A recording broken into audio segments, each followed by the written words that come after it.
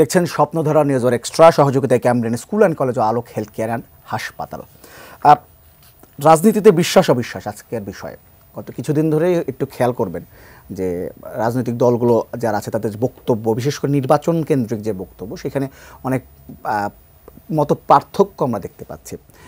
সেখানে এক ধরনের দ্বন্দ্ব আমরা দেখতে পাচ্ছি, বিশেষ করে নির্বাচন, নতুন রাজনীতি দল আসা নিয়ে সব কিছু মিলে এক ধরনের কেন একটা বিশ্বাস অবিশ্বাস, আগের যে একটা সেই জুলাই গণঅভ্যুত্থানের পরে যে এক ধরনের ঐক্য ছিল, সেই ঐক্যের মধ্যে কেন যেন একটু বিশ্বাস অবিশ্বাস দোলাচল আমরা দেখতে পাচ্ছি। তাই আজকে আমাদের বিষয় দিচ্ছে রাজনীতি অবিশ্বাস এই বিষয়ে কথা বলবো। দুজন অতিথি আমাদের সঙ্গে আছেন, একটু পরিচয় করে দিন। আমার সঙ্গে আছেন হারুনুর রশিদ, সাবেক সংসদ সদস্য ও বিএনপি চেয়ারপারসনের উপদেষ্টা। আমার সঙ্গে আছেন ইলিয়াস খান, সাবেক সাধারণ সম্পাদক, জাতীয় প্রেস ক্লাব। দুজনকে স্বাগত আমাদের অনুষ্ঠানে। হারুন রশিদ, আমরা যদি জুলাই শুরুতেই যেটা বলছিলাম যে জুলাই আগস্ট গণ অভ্যুত্থানের পরে রাজনৈতিক দলগুলোর মধ্যে এবং এই ছাত্র প্রতিনিধি এবং রাজনৈতিক দলগুলো সব কিছুর মধ্যে এক ধরনের যে ঐক্যের আমরা কথা দেখতাম বা সব কিছুর মধ্যে সাথে একসাথে তারা করতেন। 4 মাস বা 4.5 মাস পরে এসে বিশেষ করে নির্বাচনকে কেন্দ্র করে যে রাজনীতি, সেখানে কি একটু অবিশ্বাস দানা বেঁধে উঠেছে কিনা? বিশ্বাস অবিশ্বাসের আজকে যে আপনি আলোচনার বিষয়বস্তু নির্ধারণ করেছেন, আমি নিউজ এক্সট্রা এটিএন নিউজের আজকের এই অনুষ্ঠানে আমাকে আমন্ত্রণ জানানোর জন্য এবং আমাদের সহ আলোচক রয়েছেন, ধন্যবাদ সকল দর্শকদেরকে। গত জুলাই আগস্ট তো আকস্মিকভাবে হঠাৎ করে সৃষ্টি হয়নি। দীর্ঘ বৈষম্য, দীর্ঘ জুলুম, নিপীড়ন, অত্যাচার, জুলুমের পরে জুলাই আগস্টে বাংলাদেশে ছাত্র জনতার বিস্ফোরণ ঘটেছে, যার ফলশ্রুতিতে কর্তৃত্ববাদী শাসক যারা বাংলাদেশে ফ্যাসিজম কায়েম করেছিল তারা পালিয়ে গেছে। এর পরবর্তীতে একটা অন্তর্বর্তীকালীন সরকার একটা কঠিন চ্যালেঞ্জ সময়ে দায়িত্ব গ্রহণ করেছে এবং স্বাভাবিক কারণেই যে একটা ভঙ্গুর অবস্থা থেকে একটা জায়গায় নিয়ে যেতে কিছুটা সময় প্রয়োজন আছে এবং যার জন্যে অন্তর্বর্তীকালীন সরকার কিছু সংস্কারের কথাও বলেছে। গণতন্ত্রের সৌন্দর্যই হচ্ছে আপনার ভিন্ন মত, ভিন্ন পথ, আপনার ভিন্ন দর্শন, চিন্তাভাবনা, এটা থাকবে, এটাই স্বাভাবিক। কিন্তু আপনাকে গণতন্ত্রের এন্ড হচ্ছে যে আপনাকে জনগণের আস্থা বিশ্বাস অর্জনের মধ্য দিয়েই কিন্তু আপনাকে অগ্রসর হতে হবে। আমাদের দেশে দুর্ভাগ্য যে আমরা গত 53 বছরে আমাদের গণতান্ত্রিক চর্চা বারবার হোঁচট খেয়েছে এবং বিশ্বাস অবিশ্বাসের কারণেই কিন্তু আমরা হোঁচট খেয়েছি। আপনার নির্বাচনী পরিবেশ নিয়ে বিশ্বাস অবিশ্বাসের সৃষ্টি হয়েছে, বিভিন্ন সাংবিধানিক সংস্কার নিয়ে বৃহত্তম রাজনৈতিক দলগুলোর মধ্যে প্রত্যেকেরই নিজেদের বিভিন্ন বিষয়গুলোর ক্ষেত্রে ঐক্যমত আমরা সৃষ্টি করতে পারিনি, যে কারণে আপনার এই বাংলাদেশে আমরা 53 বছরের গণতান্ত্রিক যে ইনস্টিটিউশনগুলো ক্ষতিগ্রস্ত হয়েছে। তবে সবচেয়ে বেশি ক্ষতিগ্রস্ত হয়েছে গত 15 বছরে, যে তাদের যে মাইন্ড সেট আপটা ছিল যে তারা বাংলাদেশে একাই থাকবে, বাদবাকি সমস্ত রাজনৈতিক দল নিশ্চিহ্ন করে দিতে হবে এবং কর্তৃত্ববাদী শাসন তারা কায়েম করেছিল, যার ফলশ্রুতি সংকটটা গভীর থেকে গভীরতর হয়েছে। এখন আপনার যারা কেউ আপনার জুলাই আগস্টের বিভিন্ন ধরনের মন্তব্য করছে, সেখানে অনেক প্রশ্ন আছে যে জুলাই আগস্টের পূর্বের তাদের পরিচিতি কী, তারা কোথায় ছিল, তাদের অবস্থানটা কী, তাদের ভিত্তি কী, জনগণের মধ্যে ভিত্তি কী, ছাত্রদের মধ্যে ভিত্তি কী, এই বিষয়গুলো কিন্তু অনেক বিষয় আছে। তা আমরা এই বিষয়ে বিতর্ক যেতে চাই না। বিএনপি বাংলাদেশের সবচেয়ে জনপ্রিয় এবং নন্দিত দল, সবচেয়ে বড় দল, তো যে কারণে বাংলাদেশে জনগণের বিশ্বাস আস্থাই হচ্ছে আমাদের সম্পদ। আমরা যে কারণে নির্বাচনের ব্যাপারে আমরা কেন বলছি যে এই সংকট থেকে জাতিকে মুক্ত করতে গেলে আপনার একটা নির্বাচিত সরকার অপরিহার্য। আপনি দেখেন যে আজকে বিভিন্ন সেক্টরে যে বিশৃঙ্খলা চলছে, আজকে আপনি আপনার নিউজ হেডলাইনের মধ্যে নিয়ে আসলেন, সংস্কার কমিশনের একজন চেয়ারম্যানের পদত্যাগ দাবি করেছে, সেখানে প্রশাসন ক্যাডার এবং অন্যান্য ক্যাডারদের মধ্যে দ্বন্দ্ব সৃষ্টি হয়েছে। তাহলে এখানে উপলব্ধি হচ্ছে যে আপনার যে সংস্কার কমিশন যে চিন্তাভাবনা নিয়ে আপনার কমিটিগুলো গঠন করা হয়েছে সেটা চূড়ান্ত নয়, এটা আপনার চূড়ান্ত রূপদান করবে রাজনৈতিক দলগুলোর ঐক্যমতের ভিত্তিতে এবং বাস্তবতার ভিত্তিতে আপনাকে সিদ্ধান্ত গ্রহণ করতে হবে।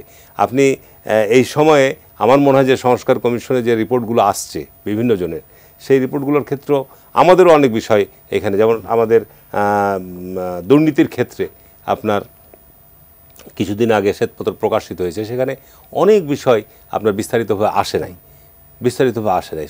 বাংলাদেশের গত 15 বছরে এমন কোনো সেক্টর নাই যেখানে ভয়াবহ দুর্নীতি হয়নি এবং এই দুর্নীতিবাজদের বিরুদ্ধে এখনও আমরা সেভাবে দৃশ্যমান কার্যকর পদক্ষেপ দেখছি না। স্বাস্থ্য খাতেই বলেন, আপনার ডেভেলপমেন্টেই বলেন, মেগা মেগা প্রকল্পেই বলেন, ভয়াবহ দুর্নীতি হয়েছে।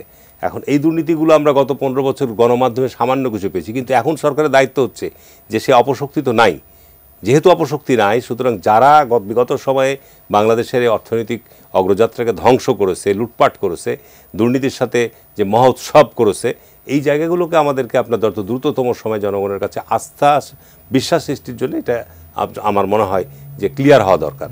আর উপদেষ্টা পরিষদের সদস্যদের মধ্যে যদি ওই জায়গা থেকে আপনার মানে বিভিন্ন ধরনের বিভ্রান্তিকর বক্তব্য আসে, আমরা যদি আশঙ্কা করি যে তারা কিন্তু এখানে কোনো জায়গা থেকে তাদের এই দায়িত্ব এই জনগণ দেয় নাই, যে এখানে অন্তর্বর্তীকালীন সরকারের কোনো উপদেষ্টা আপনার মনে হচ্ছে যে তারা ছত্রছায় মানে সরকারের ছত্রছায় বা তাদের ক্ষমতার ছত্রছায় কাউকে আপনার ব্যাকআপ করে কোনো একটা সংগঠন তৈরি করতে চায়, এত সহজ নয়। বাংলাদেশে স্বাধীনতার পরেও কিন্তু আপনার বৈজ্ঞানিক সমাজতন্ত্র নিয়ে দল তৈরি হয়েছে, একদলীয় শাসন তৈরি হয়েছে, বহুদলীয় গণতন্ত্র ব্যবস্থা এসছে, বহু এক্সপেরিমেন্ট হয়েছে, কিন্তু আপনার ক্ষমতার ছত্রছায়া থেকে কোনো রাজনৈতিক দল টেকসই হবে না। এটা করতে গেলে আরও সংকট বাড়বে। আমার মনে হয় এই সমস্ত চিন্তা বাদ দিয়ে যত দ্রুত সম্ভব বাংলাদেশে যে জাতীয় ঐক্যের একটা আবহাওয়া তৈরি হয়েছে, আমাদের গত 50 বছর যে আবহাওয়াটা তৈরি হয়, আমরা জাতীয় সংকট নিয়ে আমরা ওই ইতিপূর্বে কিন্তু জাতীয় সংকট বা জাতীয় যে সমস্যাগুলো নিয়ে আমরা একত্রিত বসতে পারিনি, কিন্তু এখন কিন্তু আমরা বসতে পারছি, সে পরিবেশ তৈরি হয়েছে। এটা যেন নষ্ট না হয়, এটা যেন কোনো মহলের দ্বারা, কোনো ক্ষুদ্র হোক, কোনো গোষ্ঠীর স্বার্থের কারণে হোক, যেন এটা নষ্ট না হয়। এটা আমাদেরকে অবশ্যই ভিন্ন মত ভিন্ন পথ থাকবে, ক্ষমতায় তো যাবে আপনার জনগণ যাদেরকে মেজরিটি দিবে, যারা ভোটদান করবে তাদের মাধ্যমেই ক্ষমতায় যাবে যারা, কিন্তু ক্ষমতাসীন এবং বিরোধী দলের মধ্যে জাতীয় ঐক্যের ক্ষেত্রে একটা আবহাওয়া, একটা পরিবেশ তৈরি করে রাখতে হবে। ইলিয়াস খান, আপনার কাছে যাব। এই যে উনি বলছিলেন যে জাতীয় ঐক্যের একটা আবহাওয়া তৈরি হয়েছে, এখন সবাই বুঝতে পারে। জুলাই আগস্টের গণ অভ্যুত্থানের পরে যে আসলে জাতীয় ঐক্যটা তৈরি হয়েছিল, আপনার কাছে কি মনে হয় সেই ঐক্যের মধ্যে এখনো সেই বিশ্বাস এখনো অটল আছে, নাকি অবিশ্বাসটা বেশি? কিছু বিচ্যুতি ঘটেছে, বাট একটি প্রশ্ন আছে এখন। আমি মনে করি যে ফ্যাসিজম বাংলাদেশে চেপে বসছিল, সবাই মিলে হারুন ভাই যে চমৎকার করে বলেছেন। এখন একটা বক্তব্য বিভিন্ন জায়গায় বলা হচ্ছে যে জুলাই বিপ্লবে ঘটনাটি ঘটেছে, তা তো না। এটার ব্যাকগ্রাউন্ড তৈরি হচ্ছে অনেক দিন ধরে। বিএনপি যে, আমি হারুন ভাইয়ের নামে কত মামলা আছে আমি জানি না, বিএনপির একজন নেতার নামে 500 মামলাও আছে, 400 মামলা, 300 মামলা। তো এই যে প্লটটা তৈরি হয়েছে আন্দোলনে, এটা বিএনপি দীর্ঘদিন আন্দোলন করেছে এবং নানাভাবে চেষ্টা করেছে, এবং শেষটা এসে ছাত্ররা এবং জনতা। সেখানে তো বিএনপি কতজন মারা গেছে? 400-র উপরে, 422 জন আমি দেখলাম। হ্যাঁ, 422 জন মানুষ মারা গেছে বিএনপি। সুতরাং এটি বলার সুযোগ নেই যে শুধু ছাত্ররাই সব কিছু করে দিচ্ছে। বাট তাদের আন্দোলনকে আমি ছোট করছি না, বাট এটি কিন্তু বাস্তবতা। বাংলাদেশের সব মানুষ নেমে এসেছিল, এবং this is the first time. যেমন 90-এর আন্দোলনে আমার মনে আছে, স্বৈরাচারী বিরোধী আন্দোলনে শুধু ঢাকা বিশ্ববিদ্যালয় এবং কয়েকটি শিক্ষা প্রতিষ্ঠান কেন্দ্রিক ছিল, আর কোথাও কিন্তু আন্দোলন ছিল না। বাট এবার কিন্তু গ্রামে গঞ্জে এবং ছাত্রদের বাবা মা, ইভেন নানা নানিও যদি থাকে, তারাও কিন্তু আন্দোলন নেমেছে। এই দৃশ্য আমরা কিন্তু কোনোদিন দেখিনি। সুতরাং এই দৃশ্যের পরে গত 15.5 বছর দুর্বিনীত শাসন চলেছে, যে ফ্যাসিস্ট শাসন চলেছে, সেই শাসনের অবসান ঘটেছে। বিভিন্ন রাজনৈতিক দল সবাই তো আন্দোলনে অংশ নিয়েছিল। কিছু যেমন ওয়ার্কার্স পার্টি, জাসদ সহ কিছু দল, জাসদের ইনো গ্রুপ, যেটি অন্যান্য দলের সব ঐক্যবদ্ধ ছিল। সুতরাং এই সংগ্রামের মধ্যে যে বিজয় এসছে, এই বিজয় যেন আমাদের হাতছাড়া না হয়। কারণ আমাদের কিন্তু আমরা বারবার ব্যর্থ হয়েছি, বারবার হতাশ হয়েছি। আপনি দেখবেন যে 71 মহান মুক্তিযুদ্ধের পরে মানুষের অনেক আশা ছিল, কিন্তু আমরা কি দেখলাম? দুর্ভিক্ষ দেখলাম বাংলাদেশে। তারপর কি দেখলাম? যেমন আমি গণমাধ্যমের কর্মী, সব গণমাধ্যম বন্ধ করে দেওয়া হলো, মাত্র 4টি রেখে। তারপরে কি দেখলাম? শেষ পর্যন্ত গণতন্ত্রই হত্যা করা হলো। নিশ্চয়ই আপনার মনে আছে। তো মানুষ কিন্তু হতাশ হয়েছিল। 90-এর আন্দোলনের পরে অনেক আশা ছিল মানুষের, সব পূরণ হয়নি, সব কি বলে হতাশা আছে মানুষের। বাট এবার কিন্তু মানুষ একটু আশাবাদী হতে চায়, তারা আশা করতে চায় আমাদের একটি মৌলিক পরিবর্তন ঘটবে। এবং আপনি দেখবেন যে 2 বছর আগেই এই মৌলিক পরিবর্তন প্রশ্নে বাংলাদেশের ফ্যাসিজম যাতে চেপে না বসে, বিএনপি কিন্তু 31 দফা ঘোষণা করেছে। এখন যে সংস্কারের নানা কথা হচ্ছে, সব 31 দফা কেন্দ্রে। কিন্তু যেমন আমরা সব জায়গায় শুনি যে 2বারের বেশি প্রধানমন্ত্রী থাকতে পারবেন, আপনি নিশ্চয়ই দেখেন। এরকম আরও অনেক দফা আছে যেগুলো সব বিএনপি 31 দফার মধ্যেই আছে। সুতরাং আমি মনে করি মানুষ ঐক্যবদ্ধ আছে। যদিও আসিফ মাহমুদ সাহেব বলেছেন যে অনেক জীবন দিয়েছে তাড়াতাড়ি নির্বাচনের জন্য, তাকে অনির্বাচিত ব্যক্তিরা বছরের পর বছর ক্ষমতায় থাকার জন্য। তিনি এটি কেন বলেছেন আমি জানি না। এবং আমি শুনি ওদিন কোথায় আলোচনা হয়েছে যে নির্বাচনের কথা শুনলে কিছু উপদেষ্টা বা তাদের কিছু লোক গা জ্বলা ধরে। কেন কেন নির্বাচন, দেশ তো চালাবে রাজনীতিবিদরা, নির্বাচিত জনপ্রতিনিধিরা চালাবে, সেটাই গণতান্ত্রিক নিয়ম।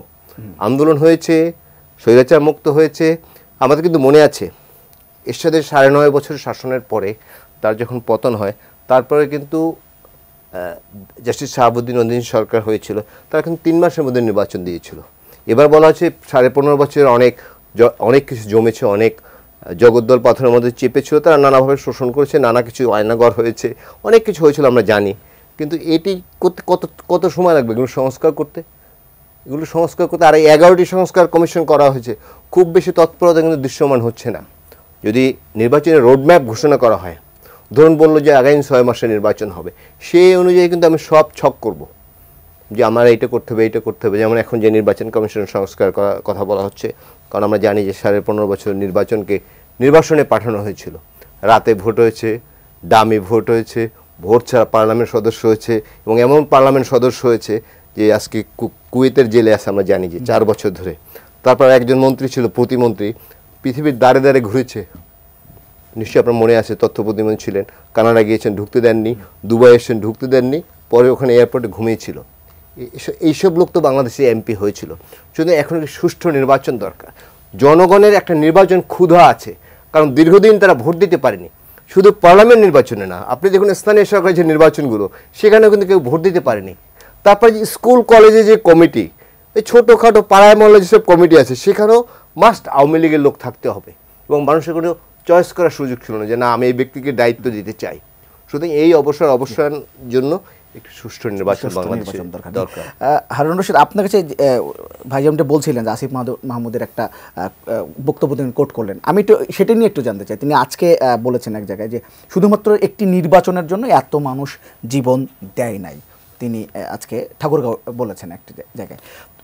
তার বক্তব্য আসে, এবং এক জায়গায় তিনি বলেছেন যে এই সংস্কার করা এটি টোটাল ম্যান্ডেট এই সরকারের আছে, পুরো সংস্কারটা কমপ্লিট করার, তারপরে আসলে নির্বাচন হবে। এই ব্যাপারটা আপনি কীভাবে দেখছেন? আসলে এগুলো একটা ধোঁয়াশা। আমার কাছে মনে হচ্ছে সংস্কার কি করতে চাই। বাংলাদেশের বয়স তো 53 ইয়ার্স। এখানে এত চড়াই উতরাইয়ের মধ্য দিয়ে আমরা এগিয়ে যাচ্ছি। সুতরাং এখানে সংস্কারের যে চিন্তা ভাবনা, কমিশন করেছি, তার মধ্যে ইতিমধ্যেই কমিশনগুলো যে রিপোর্ট প্রকাশ করেছে, আমাদের ইতিমধ্যে আপনার গুম কমিশনের একটা রিপোর্ট পেয়েছি, আমাদের জনপ্রশাসন সংস্কারের রিপোর্ট পেয়েছি, এবং আমরা আপনার দেবপ্রিয় ভট্টাচার্যর আপনার অর্থনীতির ক্ষেত্রে একটা তারা শ্বেতপত্র প্রকাশ করেছে। এখন এগুলো হচ্ছে প্র্যাকটিক্যাল গত সময়ের যে একটা চিত্র নিয়ে আসছে। এখন এই ক্ষেত্রে আপনার চূড়ান্ত সিদ্ধান্ত, চূড়ান্ত পদক্ষেপ গ্রহণ করার জন্যে নির্বাচিত সংসদ, নির্বাচিত বডি লাগবে। বাংলাদেশের যে নির্বাচিত কাঠামোগুলো আছে এখন সেগুলোতে একটাও ফাংশন করছে না। ইউনিয়ন পরিষদ ফাংশন করছে না, পৌরসভা ফাংশন করছে না, উপজেলা পরিষদ ফাংশন করছে না, সিটি কর্পোরেশন ফাংশন করছে না, আপনার জেলা পরিষদ ফাংশন করছে না, জাতীয় সংসদ নাই। তাহলে বাংলাদেশে যদি আপনার এই যে স্ট্রাকচার, জনপ্রতিনিধির যে স্ট্রাকচার, এইটা যদি আপনার এইভাবে ডেড লক অবস্থায় থাকে, তাহলে কিন্তু সংকট আরও বৃদ্ধি পাবে, কমবে না।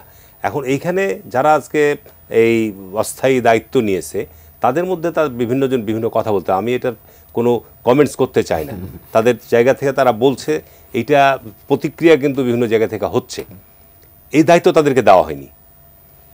জুলাই আগস্টের সময় দেশের যে একটা ভয়াবহ অবস্থা ছিল, একটা সাংবিধানিক সরকার প্রতিষ্ঠার মতো আর কোনো পথ ছিল না।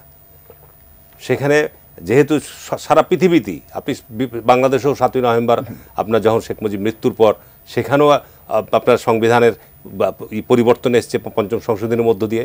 ঠিক এই সময়ে যে বিপ্লবটা ঘটনা ঘটেছে, সাংবিধানিক সমস্ত কাঠামো তসরুপাত হয়ে গেছে। যে দেশের বিচার বিভাগের উচ্চ আদালতের বিচারপতিরা দেশ ছেড়ে চলে যায়, বায়তুল মোকাররম খতিব দেশ ছেড়ে চলে যায়, আপনার প্রশাসনের আপনার ক্যাবিনেট সেক্রেটারি থেকে শুরু করে সচিবালয়ের সিনিয়র সচিবরা সব পালিয়ে যায়। তো সেই দেশের অবস্থার কথা আপনাকে বিবেচনায় নিতে হবে যে তারা বিগত 15 বছর কী অবস্থা সৃষ্টি করেছিল দেশের, এবং তাদের বোধোদয় হয়েছে যে আমরা সত্যিকার অর্থে জনগণের থেকে যে বিচ্ছিন্ন হয়ে গেছিলাম, জনগণের মধ্যে জুলুম করেছিলাম, তারই ফলশ্রুতি তারাকে পালিয়ে যেতে হয়েছে। এখন বিষয়টা হচ্ছে যে আমাকে এই জায়গাটাকে তো, দেশটাকে তো ফিরিয়ে আনতে হবে। আপনি যদি এই জায়গাটা থেকে ফিরিয়ে আনতে চান, কীভাবে নিয়ে আসবেন? এর বিকল্পটা কি? নির্বাচনের ছাড়া দ্বিতীয় কোনো পথ নাই। সারা পৃথিবীতে যদি আপনি, যারা উন্নত বিশ্ব, তারাকে গণতান্ত্রিক আচ্ছা, প্রক্রিয়ার মধ্য দিয়ে আপনাকে আসতে হবে। এখানে আমার একটা প্রশ্ন, বৈষম্য বিরোধী ছাত্র আন্দোলন থেকে বলা হচ্ছে বা এই যে জাতীয় নাগরিক কমিটি, তারা কিন্তু বলছেন যে তাদের বিশ্বাস হচ্ছে না যে যদি রাজনৈতিক সরকার আসে তাহলে যে সংস্কারগুলো কথা হচ্ছে সেই সংস্কারগুলো আসলে বাস্তবায়ন হবে না। এটা ভবিষ্যৎবাণী করার কোনো যৌক্তিকতা আছে? আমি ভবিষ্যতে আগামীকালকে কি করব, পরশুদিন কি করবো, এটা বলার আছে? আজকে তো আমরা কমিটেড। আজকে সকল রাজনৈতিক দল কি কেউ বলছে যে ফ্যাসিবাদের আমরা বিচার করব না? এটা কিভাবে বলতে পারে? আমার নামে 30টা মামলা আছে, আমার ওয়াইফের নামে 80টা মামলা আছে, আমরা বিনা কারণে অন্যায়ভাবে জেল খেটেছি, আমাদের সমস্ত একে জেরবার করে দেওয়া হয়েছে, শান্তিকে নষ্ট করে দেওয়া হয়েছে, গোটা দেশের মানুষকে আপনার শান্তি বিঘ্নিত হয়েছে। তা আপনি কীভাবে বলেন একটা বৃহত্তম রাজনৈতিক দল বিএনপি আপনার বিচার করবে না? আমাদের জাতীয় নেতৃবৃন্দরাকে আপনার এক একজনের 200-300, আমাদের মহাসচিবের নামে কতটি মামলা, বেগমজি খালেদা জিয়ার নামে কতটি মামলা, আমাদের অ্যাক্টিং চেয়ারম্যান তারেক রহমানের নামে কতটি মামলা, আপনি কিভাবে চিন্তা করতে পারেন? আমরা কোনো বিগত সরকারের সময় যেভাবে রাষ্ট্র কাঠামোগুলোকে ব্যবহার করে অন্যায় এবং নিরাপদ নিরীহ মানুষের উপর আপনার এই গুম বলেন, বিচারবিহিত হত্যাকাণ্ডই বলেন, কিংবা আপনার এই জঙ্গি নাটক বলেন, আমি চ্যালেঞ্জ দিয়ে বলছি যে আজকে যদি সাহস থাকে, এই জঙ্গি নাটকগুলো সমস্ত সাজানো ঘটনা ছিল। আমার নির্বাচনী এলাকায়, আমার জেলাতে 2টো জঙ্গির এরকম সাজানো ঘটনা আছে, একেবারেই ডাহা অসত্য। আজকে তারা দাঁড়াতে পারবে না, বলতে পারবে না। এগুলো তারা এই অপরাধগুলো তারা করেছে, এই অপরাধের বিচার হতে হবে না? একটা সবজি বিক্রেতা, একটা মুরগি বিক্রেতাকে ধরে নিয়ে তাকে জঙ্গি সাজিয়েছেন, সাজিয়ে আপনার গোটা বাংলাদেশের সমস্ত টেলিভিশন মিডিয়া, ইলেকট্রনিক মিডিয়া বাধ্য করেছেন প্রচার করতে 2-3 দিন ব্যাপী যে এরা একটা জঙ্গি, আমরা এই অপারেশন চালাচ্ছি, এই অপারেশন চালাচ্ছি। এই যে সারা দেশে একটা ভয়াবহ অবস্থা তৈরি করেছিল, তা আপনি এই অবস্থার বিচার অস্তিত্ব আজকে বৈষম্য বিরোধী ছাত্র, আমি তাদের সব বলতে চাই না, তার কারণ গত জুলাই-আগস্ট মাসে দেশের সকল ছাত্র সমাজ এই যখন তাদের কোটার বিরুদ্ধে সরকার আপনার যে পদক্ষেপ গ্রহণ করলো তার বিরুদ্ধে তারা ফুঁসে উঠল, সেই সাথে সারা দেশের জনগণ একত্রিতভাবে আপনার ঝাঁপিয়ে পড়ল। নো রিটার্ন, আর কোনো বিকল্প পথ ছিল না। তো সুতরাং এদের অবস্থানটা কোথায়? বৈষম্যবিরোধী ছাত্র সংগঠনের আজকে সারা বাংলাদেশে কোথাও কোনো ছাত্র সংসদ নাই।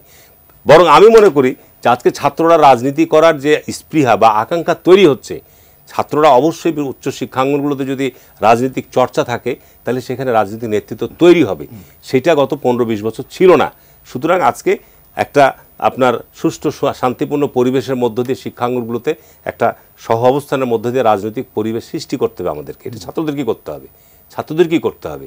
কিন্তু আপনি যদি আজকে জাতীয় রাজনীতিতে এই ধরনের অনাকাঙ্ক্ষিত কথাবার্তা বলে জাতীয় বিষয়গুলিকে আপনি একটা বিভ্রান্তিকর অবস্থায় নিয়ে যেতে চান, তার সাথে যদি আমাদের উপদেষ্টা পরিষদের সদস্যরা তার অংশীদার কেউ হয়ে যেতে চান, সেইটা আমাদের মধ্যে উদ্বেগের কারণ হয়ে দাঁড়াচ্ছে। কারণ আমি এই কারণে আমি শেষ করে দিচ্ছি, কারণ আপনি নিশ্চয়ই লক্ষ্য করেছেন যে বাংলাদেশে হোসেন মোহাম্মদ এরশাদ 84 সালে নির্বাচিত সরকারকে ক্ষমতা হস্তান্তর করে ক্ষমতা নিয়ে আপনার সেখানে কিংস পার্টি গঠন করে 9 বছর ক্ষমতা চালিয়েছে। তাদের অবস্থা কোথায় এখন?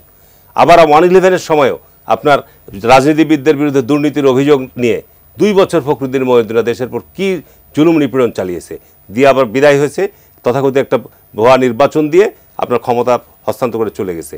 তারাও কিংস পার্টি গঠন করার চেষ্টা করেছিল।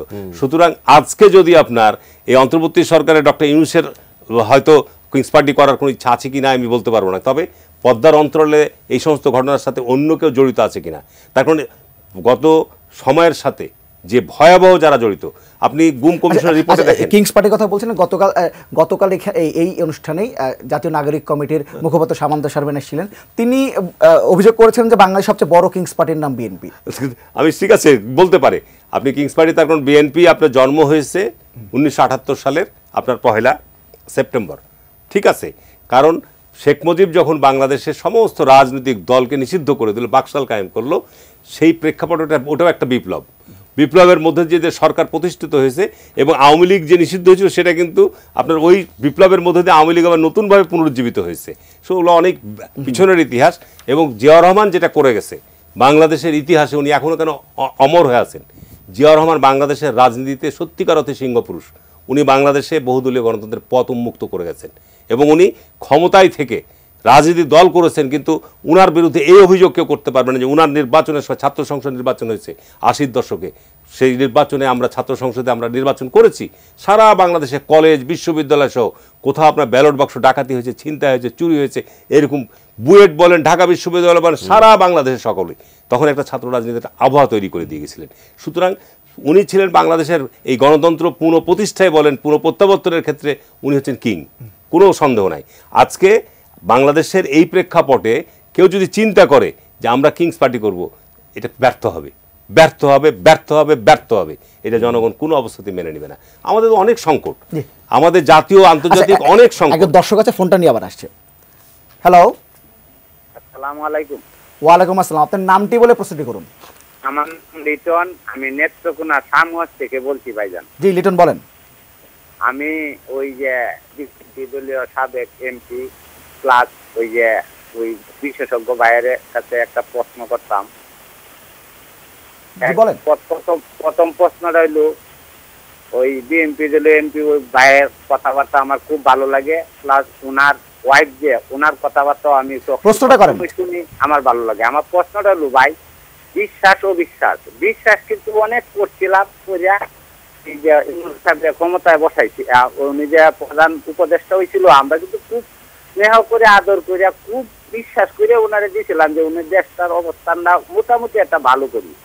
কিন্তু উনি বসার পরে এখন পর্যন্ত কোনো দিকে একটু উন্নয়ন পাইলাম না, কোনো কাজে একটু উন্নতি পাইলাম না, মানে কোনো একটা কাজের মধ্যে উন্নতি পাইলাম না। এখন তো ভাই ধন্যবাদ, ধন্যবাদ, আপনার প্রশ্নটা বুঝতে পেরেছি। আরেকজন আছেন। হ্যালো, জি হ্যালো, আসসালামু আলাইকুম। ওয়ালাইকুম আসসালাম। আপনার নামটি বলে প্রশ্নটি করুন। আমি মোহাম্মদ দেলোয়ার হোসেন পটুয়াখালী থেকে বলছি। আমি সরদ্দ বিএনপির চেয়ারপারসনের উপদেষ্টা জনাব হারুনুর রশিদ স্যারকে একটা প্রশ্ন করতে চাই যে 5ই আগস্ট এর পরে অন্তর্বর্তী সরকারের যে উপদেষ্টায় এর ভিতরে দুজন ছাত্রর ভিতরে সমন্বয়কদের ভিতরে দুজন উপদেষ্টা হয়েছেন, তো তাদের কথাবার্তা যে তারাও অনেক সময় বলেন যে আমরা স্বাধীনতা অর্জন করেছি দ্বিতীয়বারের মতো, এবং তারা বিভিন্ন সময় বিভ্রান্তিমূলক মন্তব্য করেন, যেমন আজকে বলেছেন যে এত শহীদ হয়নি নির্বাচন দেওয়ার জন্য। তো তাহলে কি তারা চাচ্ছে যে নির্বাচিত সরকার আসবে না, তারাই থাকবে, এবং তাদের চেহারাগুলো দেখলে আপনি দেখতে পারবেন যে চকচক করতেছে তাদের চেহারা। আপনার প্রশ্ন বুঝতে পেরেছি, আমরা এই প্রশ্নের উত্তর নিব। ইলিয়াস খান, দুজন দর্শক ফোন করেছিলেন। আমি একজন দর্শক যদি বলি, লিটন নেত্রকোনা থেকে ফোন করেছেন। তিনি তার যে বক্তব্য, তিনি বলছেন যে আসলে যে প্রত্যাশা নিয়ে এই জুলাই আগস্টের গণ অভ্যুত্থান হয়েছিল, সরকার গঠিত হয়েছে, সেখানে তিনি একটু আশাহত মনে হচ্ছে তার কাছে। হ্যাঁ, এটি বিশেষ করে দ্রব্যমূল্যের কারণে হয়েছে। মানুষের অনেক প্রত্যাশা ছিল যে দ্রব্যমূল্য কমবে, কারণ বাজার কিন্তু একদমই সহনীয় না। সাধারণ মধ্যবিত্ত বা নিম্নবিত্ত পরিবারের যারা মানুষ, তারা বাজারে গিয়ে পণ্য কিনতে পারছেন না। বাংলাদেশের মানুষের, সাধারণ মানুষের চাওয়া কি সংস্কার হোক, গণতন্ত্র থাকুক, কি আছে বা না আছে, অনেক সাধারণ মানুষ কিন্তু চিন্তা করে না। তারা চিন্তা করেন আমি ন্যায্য দামে পণ্য পাবো, আমার বাচ্চাটাকে স্কুলে পড়াবো, আমি বছরে একবার ট্যুরে যেতে পারবো, এটুকুই কিন্তু স্বাভাবিক। কিন্তু বাজারের অবস্থা আপনি দেখুন, বলা হচ্ছে সিন্ডিকেট, সেই পলিটিক্যাল সরকারের মতোই বলা হচ্ছে সিন্ডিকেট। সিন্ডিকেট তো রাষ্ট্রের চেয়ে বড় না, সিন্ডিকেট তো সরকারের চেয়ে বড় না। সরকার তো একটা বিগ মেকানিজম। বারবার আমরা সবসময় শুনি যে সিন্ডিকেটে আপনি যদি চিহ্নিত করতে পারেন যে সিন্ডিকেটে কারা কারা আছে, সেটা তো চিহ্নিত করার সুযোগ আছে। এই সরকার আরও একটা সুযোগ আছে, যেহেতু পলিটিক্যাল সরকার না, যেমন রাজনৈতিক দলগুলো যখন ক্ষমতায় থাকে তখন সিন্ডিকেট হলে হয়তো দলীয় সমর্থক এই ধরনের কিছু লোক থাকতে পারে। যেমন আওয়ামী লীগের আমরা দেখেছি সিন্ডিকেট যারা করেছে সব আওয়ামী লীগ সমর্থক, যে কারণে কিন্তু আমরা দেখেছি বারবার তেলের দাম বাড়ছে, নানা পণ্যের দাম বাড়ছে। কিন্তু দুর্ভাগ্যজনক সেটি এখনও কন্টিনিউ করছে। এই যে দেখুন, কদিন আগে সয়াবিন তেলের দাম হঠাৎ কীভাবে জিম্মি করে 8 টাকা পার লিটারে বাড়িয়ে দেওয়া হলো। এগুলো তো চলছে। শহীদ রাষ্ট্রপতি জিয়া রহমান এত জনপ্রিয় করে জানেন, তিনি ক্ষমতায় এসে তিনি দুঃসময় ক্ষমতায় এসেছিলেন, যে পণ্যের দাম অনেক বেড়ে গেছে, দেশে দুর্ভিক্ষ, কোনো আইনশৃঙ্খলা, দিনে দুপুরে ডাকাতি হচ্ছে। তিনি দুটি কাজ করেছিলেন, পণ্যের দাম একদম অর্ধেক করে ফেলেছিলেন, সব পণ্যের দাম, এবং দেশের আইনশৃঙ্খলা পরিস্থিতি, এই যে দিনে দুপুরে ডাকাতি, ব্যাংক ডাকাতি, নানা কিছু হচ্ছিল, এগুলো সব স্টপ করতে পেরেছিলেন।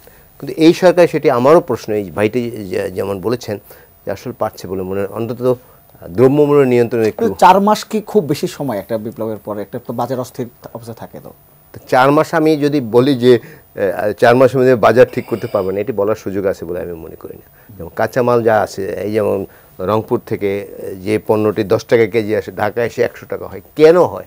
এগুলো নাকি বড় কোনো কাজও কিন্তু হয় না, ইভেন গণমাধ্যম খুব বেশি বড় কাজ করেনি। এই চাঁদাবাজিগুলো কেন, ক জায়গায় চাঁদা দিতে হয়, এগুলো ধরা দরকার। এগুলো ধরা নিয়ন্ত্রণ করতে পারলে অনেক সুবিধা বলে আমি মনে করি, এবং সরকার এটি নিয়ন্ত্রণ করবে, আমি আশাবাদী হতে চাই। বাট এইটি এই যুক্তি দেওয়া যাবে না যে 4 মাস বা 4.5 মাসের মধ্যে এটি করা সম্ভব। অবশ্যই করা সম্ভব, কিন্তু সরকার আন্তরিক হতে হবে, চেষ্টা করতে হবে।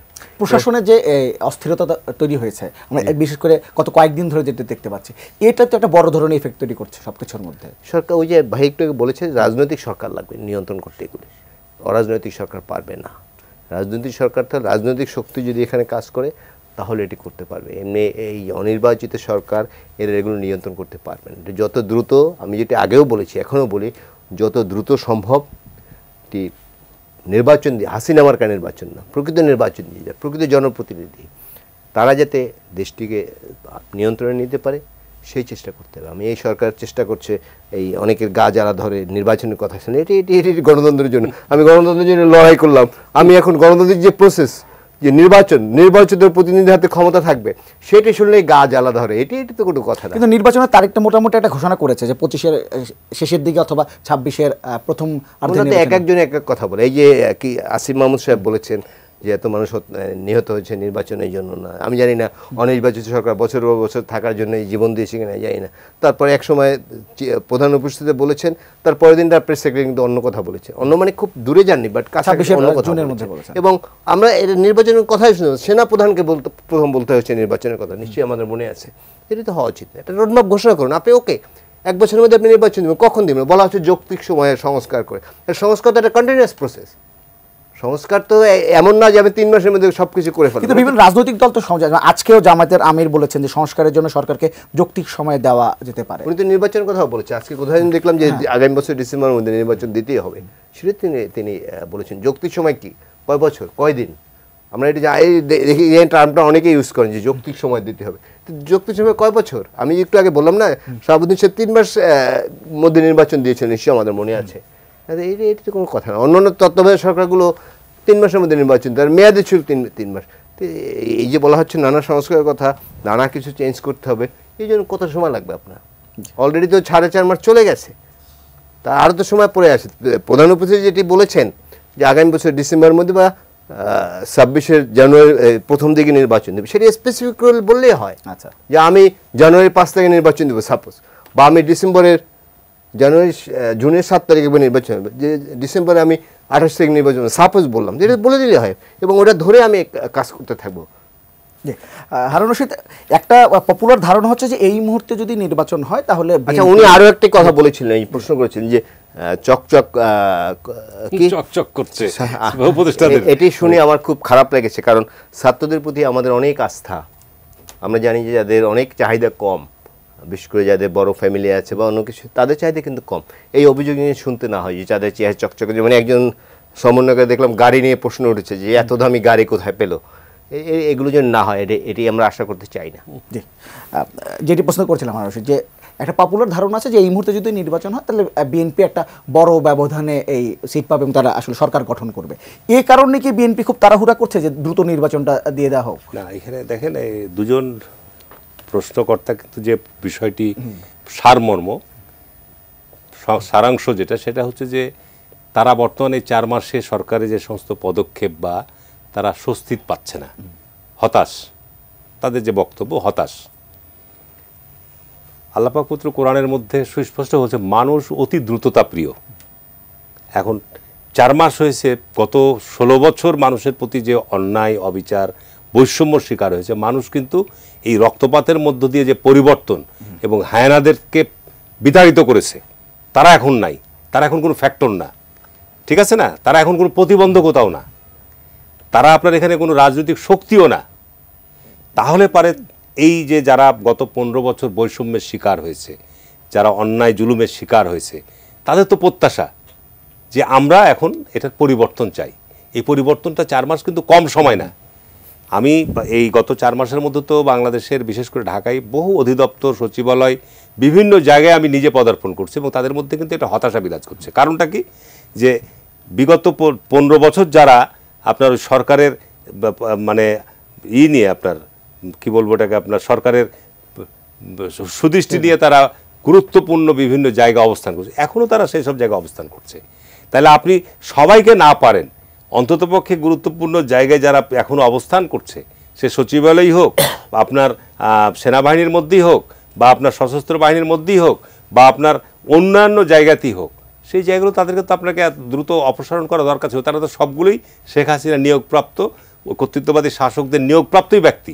সুতরাং তাদের জায়গাগুলো যদি আপনি এই দ্রুত সময়ের মধ্যে আপনি পরিষ্কার করতে পারতেন, তাহলে কিন্তু এইটা সকল জায়গাগুলোর মধ্যে একটা স্বস্তি আসতো, আমার যে ধারণা। কারণ আপনার তো একটা ডিপার্টমেন্টের প্রধান, কিন্তু তার নির্দেশনা, তার প্রভাব কিন্তু গোটা ডিপার্টমেন্টের উপর পড়ে। তা আপনি সেখানে এখন পর্যন্ত ওই জায়গাগুলোকে পরিষ্কার লোক পাচ্ছেন না কেন? 15 বছর যারা বঞ্চিত হয়েছে, 15 বছর যারা আজকে আপনার বিভিন্নভাবে বৈষম্যের শিকার হয়েছে, আপনি তাদেরকে আপনি তো ওখান থেকে 2000-5000 লোক তাদেরকে আপনি বিভিন্ন জায়গায় পদায়ন করেন। আর ওই যারা আপনার গত 15 বছর ধরে সুবিধা বঞ্চিত মানে সুবিধা ভোগ করেছে তাদেরকে আপনি সরিয়ে দেন, তাহলে তো কাজের মধ্যে একটা স্পিড আসবে। ঠিক ঠিক বলছি না ইলিয়াস ভাই? তো এইটা কিন্তু সর্বত্র। আজকে ওনারা প্রেস ক্লাবের ঘটনা যদি আপনি চিন্তা করেন, প্রেস ক্লাব কীভাবে আপনার জবরদস্তিমূলক 50 বছর মধ্যে এরকম ঘটনা ঘটেনি, জবরদস্তিমূলকভাবে দখল করেছে, এবং সেখানে অন্যায়ভাবে একটা নির্বাচিত বডিকে সরিয়ে দিয়ে তারা নতুন করে সব ভোটার করে একতরফাভাবে তারা দখল করেছিল। এটা হতে পারে না। তো এখানে আজকে যেটার কারণ হচ্ছে প্রশাসনের অস্থিরতা। কেন? একই কারণ। আপনি পুলিশ বাহিনীর মধ্যে বহু লোক পালিয়ে গেছে, যেহেতু তারা সবচেয়ে খুনের সাথে জড়িত ছিল, যেখানে অনেকে পালিয়ে গেছে। কিন্তু তারপরে তো আপনি সমস্ত পুলিশকেও তো আপনি রাতারাতি সরিয়ে দিতে পারবেন না, গোটা প্রশাসনের সব লোককেও তো আমি রাতারাতি সরাতে পারবো না। কিন্তু আপনাকে তো এই দৃষ্টিভঙ্গিটা নিয়ে আপনাকে কাজ করতে হবে যে না আমরা সরাচ্ছি। আমি খুব স্পষ্টভাবে বলছি, এখনও বিগত সময়ের বহু অধিদপ্তরে এখনও সরকারের সেই লোকজনগুলো এখনও বহাল তবিয়তে রয়েছে, যে কারণে সরকার আসলে কি চাচ্ছে। এখানে আজকে উপদেষ্টা কারা বলছে যে আমরা বিচার না হবে, তো বিচার কই হচ্ছে? বিচারের প্রক্রিয়া আপনি শুরু করেছেন, তাহলে এই বিচারের প্রক্রিয়ার মধ্যে এটা তো অংশ। সরিয়ে দাও তো এটা একটা বিচার, সরিয়ে দাও কিন্তু একটা বিচার, ঠিক কি না? তাহলে আপনি সরিয়ে দিয়ে যদি আপনি এই জায়গাটা তৈরি করতে পারেন যে আমরা তাদের এই যে 15 বছর যারা দায়িত্বে ছিল, যারা এইভাবে লুটপাট করেছে বা সহায়তা করেছে, আপনি শেখ হাসিনা তো একা সব কিছু করেনি। তার বিচার বিভাগই বলেন, পুলিশ বলেন, প্রশাসন বলেন, সবাই তো তার সহযোগী ছিল। সে যা বলেছে ইয়েস, সবাই বলেছে ইয়েস। সে বলেছেন না, না। সে বলেছে ভোটে 5% ভোট পড়েছে, সে বলেছেন বড় 50% ভোট, বলছে হ্যাঁ 50% ভোট পড়েছে। সে বলেছে রাতের ভোট হয়নি, দিনের ভোট হয়েছে, হ্যাঁ দিনের ভোট হয়েছে। এই যে সারা জায়গাগুলোতে গোটা রাষ্ট্র কাঠামোগুলোকে সেইভাবে ব্যবহার করেছে, যারা এই কাজগুলো করেছে, আপনি তাদেরকে ব্যবস্থা নেবেন না? তাদেরকে ব্যবস্থা নিতে হবে।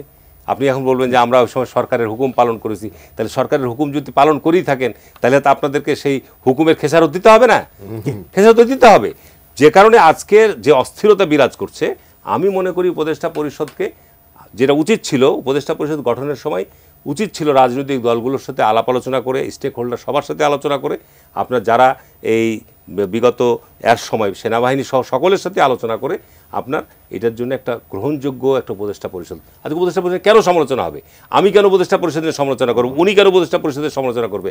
আর একজন সাধারণ মানুষ কেন উপদেষ্টা পরিষদের সমালোচনা করবে? তার কারণ এই উপদেষ্টা পরিষদ যেহেতু নির্বাচিত বডি নয়, যে কারণে আপনাকে এই জিনিসগুলো আজকে মানুষের মধ্যে অনাস্থা বাড়াচ্ছে, তাদের কথাবার্তা, তাদের ভূমিকা মানুষের মধ্যে অনাস্থা তৈরি করছে। যে কারণে আমরা মনে করি যে এই অনাস্থা, অবিশ্বাস যদি আপনি যেটা দিয়ে শুরু করেছেন, এটা যদি তৈরি হয়, এটা আমাদের দেশের জন্য মঙ্গল হবে না। ইলিয়াস খান, যে একজন দর্শক যেমনটা বলছেন, আপনি উত্তরও দিয়েছেন, তিনি একটু আশাহত বলছিলেন। তা আপনি আসলে যে বৈষম্য চলে যাবে আন্দোলনের পরে, আমরা একটা বৈষম্যবিহীন একটা সমাজ পাবো, এই ব্যাপারে আপনি কতটা আশাবাদী কিংবা আশাহত? আমি আশাহত না, আমি আশাবাদী হতে চাই।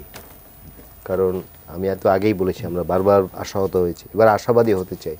সময় একদম চলে গেছে তা বলার সুযোগ নেই, কিন্তু আর বৈষম্য তো ব্যাপক বৈষম্য আমাদের সমাজের সর্বত্র, এগুলো দূর করতে একটু সময় লাগবে।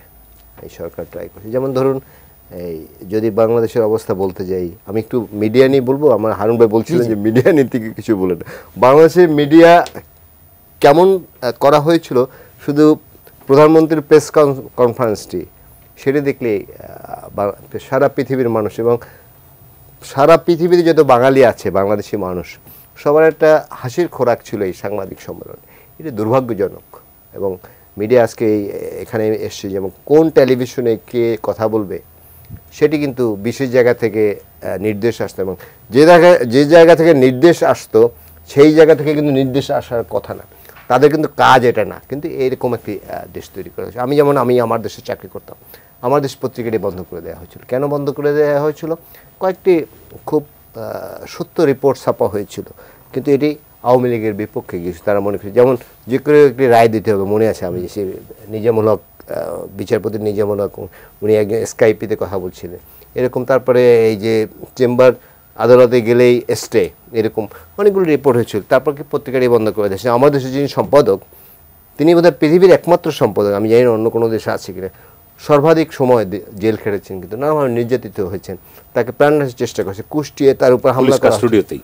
হ্যাঁ, এগুলো তো হয়েছে। তিনি সর্বশেষ দেশ থেকে বাইরে ছিলেন, থাকতে বাধ্য হয়েছিলেন, যদি সম্প্রতি দেশে এসেছেন, এবং আমরা নিশ্চয়ই জানি আমাদের দেশ চালু হয়েছে। এই যে দিগন্ত টেলিভিশন, এই যে আমাদের শাপলা চত্বরে ছাত্রদের যে হত্যা করা হয়েছে, নিশ্চয়ই মনে আছে, হেফাজত যে আন্দোলন করেছিল, তার পক্ষে রিপোর্ট, তার পক্ষে সেই বিষয়টা তুলে ধরেছিল তারা, যে ছাত্রদের হত্যা করা হচ্ছে, নানা কিছু হচ্ছে।